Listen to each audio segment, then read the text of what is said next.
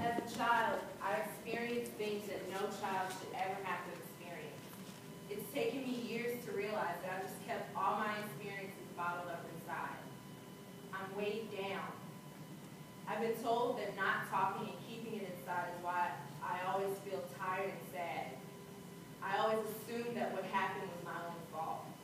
If I had taken my shower before giving my sister her bath, no, that would have been better, because that definitely would be my fault if something happened to her.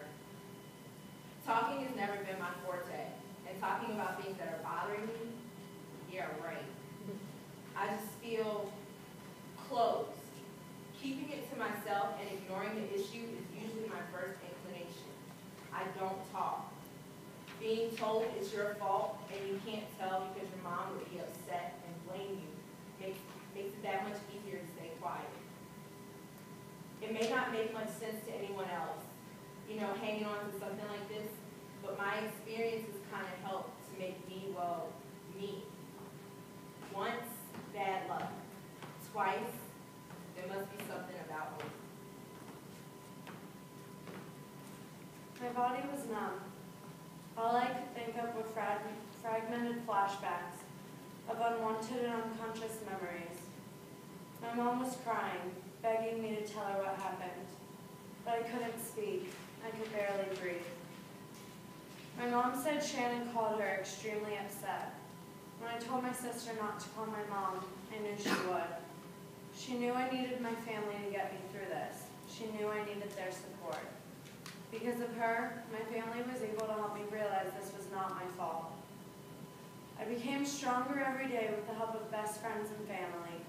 I became even stronger when I found a boy who was patient, who helped me grow. A boy who showed what love felt like in a nonviolent touch. Because of him, my family, and my best friends, I recovered. I became stronger, like my mother, and a survivor. I walked swiftly across the hub lawn, headed towards home, my dorm in Atherton Hall. After a long day of classes, I want nothing more than to kick back and relax. The ringing of my phone brings a smile to my face. My little sister. Everything changes when I answer the call. I pace incessantly across the Atherton courtyard as she struggles with her story. A broken story. She doesn't remember much. Drinking, an older man, blood, friends who not only did nothing to stop the violence, but who invited the creep over in the first place. She asks that I don't tell Mom, but she's over 200 miles away and I feel helpless. I know who she needs. She needs to know that she is not alone, that it is not her fault and she should not feel ashamed. She needs someone that can tell her, I'm a survivor and so are you. I call Mom.